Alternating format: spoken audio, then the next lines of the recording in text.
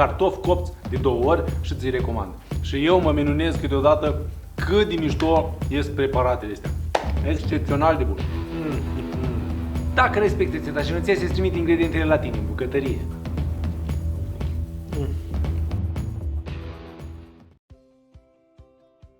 Incredibil de gustoși, incredibil de buni, iar lui Constantin i-a făcut mare plăcere să-i consume. Dragi pofticioși, am să fac cartofi copți, dar nu orice fel de cartofi copți, ci cartofi copți de 2 ori. Da, e o rețetă veche ce am învățat-o de la doamna Ana, de mult aș zice eu.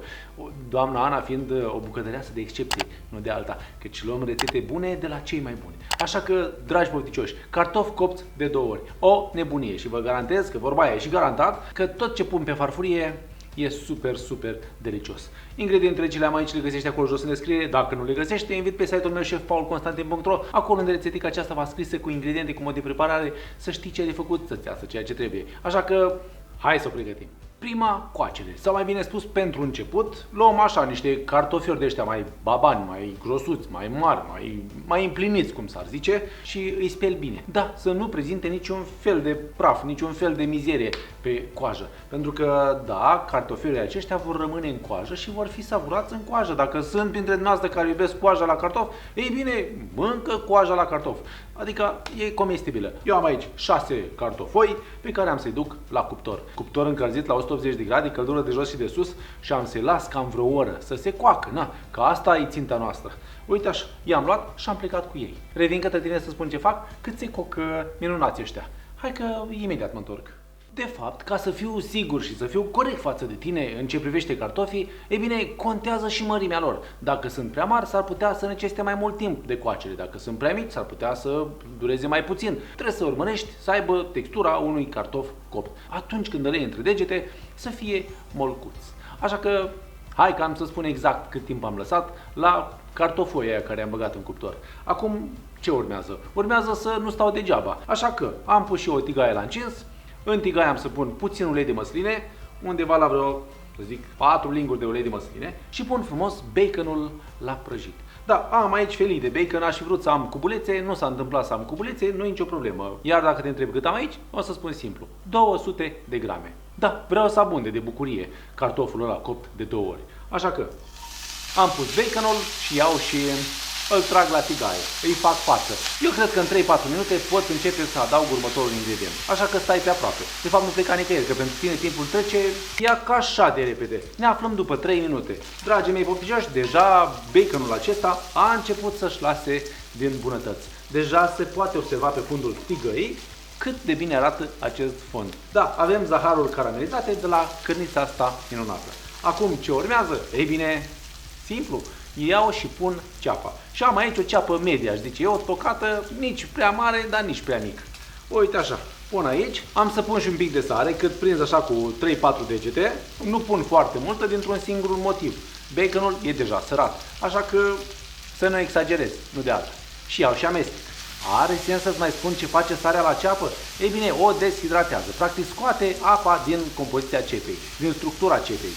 Și în felul acesta se gătește mai repede. Tot acum am să pun și usturoiul. Am aici vreo 5 căței de usturoi pe care i-am drobit la presa de usturoi. Iar dacă n-ai presă de usturoi, îi tai mărunțel la cuțit.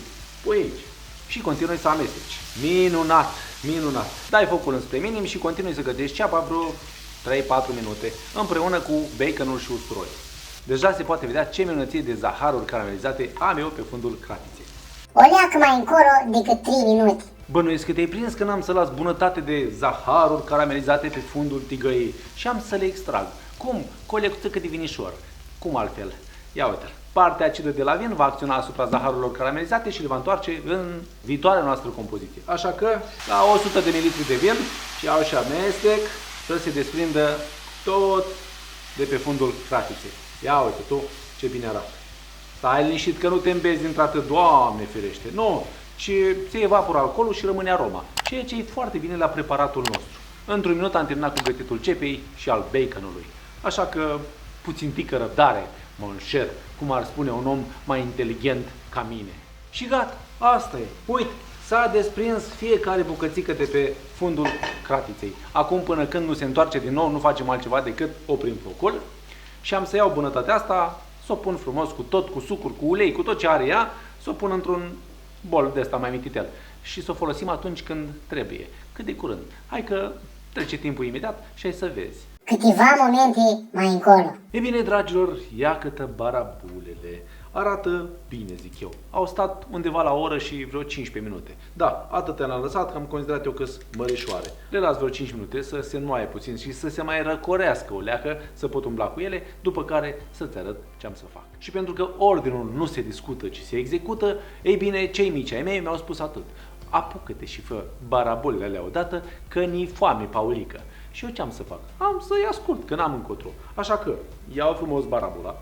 Uite, s-a răcorit puțin de aia portmânuși, o tai așa pe mijloc, o desfac puțin și mă strecor cu lingurița asta și încep să scobesc. Scot afară din cartofior. Iată. Nu de tot, să mai rămână așa măcar jumătate de centimetru pe pereții cartofului, dar scobim. Uite, unul e gata, trecem la următorul și tot așa până când îi terminăm pe toți. Așa că, hai! Eu am să mă frig nițel, voi stați relaxați în scaunel, că muncește Paulică de numai. Ah, ce frige, n-are gură ca să strige. După o eternitate. Gata, curățaș, acum dau și o coleacă de chipet. Ia ca așa. Vreau câteva rotocale. Vin frumos cu ceapa caramelizată și șunculița, baconul acela minunat. Trec așa puțin de colo-colo ca să fac puțin loc.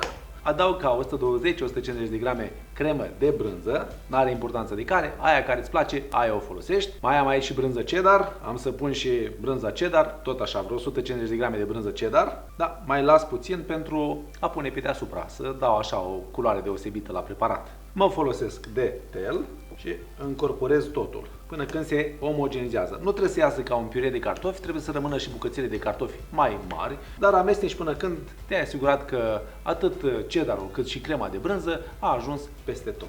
Ah, da, și să nu uit, acum că s-a mai răcorit puțin datorită cașcavalului și cremei de brânză, am să pun și 2 ouă. Asta, 2 ouă întregi. Am aici o leacă de verdeață, pătrunjel și mărar proaspăt și iau și incorporez totul. Cu grijă că nu ne grăbim nicăieri. 2 minute mai târziu. Ca să-ți vină ușor să umpli barabulele, ei bine, mă folosesc de un poș. Ia ca așa, iau și îndes aici. Să nu uiți să guși de sare, de piper, dacă are tot ce trebuie, poate vrei să mai adaugi ceva. Eu sunt mulțumit de ce a ieșit și ce fac? Ei bine, iau și le umplu. Ia ca așa. Umple, că ai de unde. Fie ca lumea. Iar când ajungi sus, ei bine, faci și tu cum te pricepi mai bine. Eu am să fac vreo 3 moțuri, ca la cartofii duces, cum s-ar zice. Iată, primul e gata. Ce rămâne de făcut decât să le umplu pe toate. Așa că asta am să fac. Hai, următorul. Dragii mei, iată barabulele. Acum a venit momentul să le dăm la cuptor pentru o doua oară, dar nu înainte de a pune pe deasupra puțin cheddar. Stai liniștit, dacă nu ai cheddar, pune cașcaval. Nu ai cașcaval, pune o brânzică care îți place ție. Am făcut eu forma asta frumoasă, dar prefer un cheddar pe deasupra ca să iasă și mai bun. Dragilor, acum nu rămâne altceva de făcut decât să le duc la cuptor. De data aceasta am schimbat puțin tehnica. Le-am dat cu gratinare. Am pus 180 de grade, gratinare, partea de sus, cu ventilație. Dacă ai, dacă n-ai, asta e. Și am să le las undeva la vreo 10 minute. Dacă e nevoie de mai mult timp, am să mă duc până în 15. Dacă e nevoie de mai puțin, vin către tine și am să-ți spun. Așa că, hai să facem bunătățile, că, sincer, mi-e cam fomică și mie, nu de alta. Am plecat cu ele. Iată barabulele. Au stat 20 minute la cuptor cu gratinare la 180 de grade, pe rânduri din mijloc. Și iată-le, așa arată. O minunăție. Ce rămâne de făcut decât de pus pe farfurie și de degustat. Hai să vedem ce a ieșit aici, dacă e ce trebuie sau nu. Dragi pofticioși, m-am ținut de ceva vreme să fac, dar nu se mai putea, domnule, era pofta cât casa. Acum a venit momentul să degust. Da, au trecut acele minute prețioase și am creat această rețetă delicioasă. De fapt n-am creat-o, că n-am inventat eu roata, ci alții au inventat roata. Eu doar am făcut-o pe gustul meu, să zic așa. Ce rămâne de făcut decât să mă pregătesc de degustare și să vă spun și vouă ce a ieșit aici. Pentru că, ia, privește tu ce bine arată cartofelul acesta. Hai să tai un cartofelul de ăsta, să vedem ce a ieșit, că vorba aia e poftă de numai. Să-l tai pe jumătate și să vi-l arăt. Ia uite, uite aici ce bine arată. Păi se poate să nu scot eu bunătăți pe bandă rulantă pentru mine și ai mei. Așa că, dragii mei, permiteți-mi să nu mai salivez atât și să gust și eu ce a ieșit aici, că tare e bun, tare arată bine și tare ni poftă. Așa că asta am să fac. Am să iau o gură ca Nihalitu. Mamă. Mamă, mamă.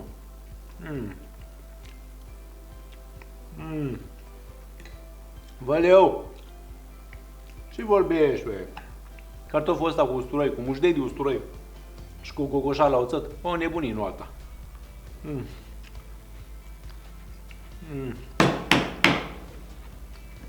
Mamă, mamă, mamă. E din calea foarte gustos. Nu mai ai nevoie nici de cuțit, nici de furculiță, nica. Îți vine să... Uite așa se face. Să îndop până nu mai poți. Wow! Mamă, și gust are. Și uite așa, că te spune barabolii coapte, ia că te-a plicat o barabolă. Vale, mamă.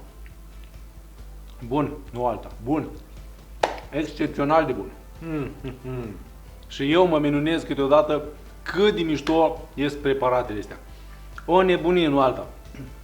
Gust, aromă, finețe, tot ce vrei. Tot ce vrei la tine în farfurie. Cartofi copți de 2 ori și ți-i recomand. Dragii mei pofticioși, ce să vă mai spun? Vă mulțumesc că m-ați urmărit până la final, vă mulțumesc că sunteți alături de mine ca de fiecare dată, că vă plac rețetele mele, când dați cu like, cu share, cu comentarii, că mă apreciați pe pagina de Facebook, că mă urmăriți pe TikTok și Instagram, că îmi dați cu abonare pe canalul meu de YouTube și că mă vizitați pe chefpaulconstantin.ro, acolo unde rețetele precum aceasta sunt scrise cu ingrediente, cu mod de preparare, cu tot ce trebuie să-ți iasă ceea ce trebuie. Iar până data viitoare, când ne vor revedea cu o nouă rețetă super delicioasă, rămâneți frumos de amintiri mereu pofticioși cu gândul la bunătatea asta de cartofi copți de 2 ori. Eu te-am pupat, te-am îmbrățișat și să ne auzim cu bine data viitoare. Pa, pa și toate cele bune! Mamă, mamă, ce fain arată! Wow! Ce vorbește? Nu te poți opri de mâncat. Nu te poți opri de mâncat. Wow!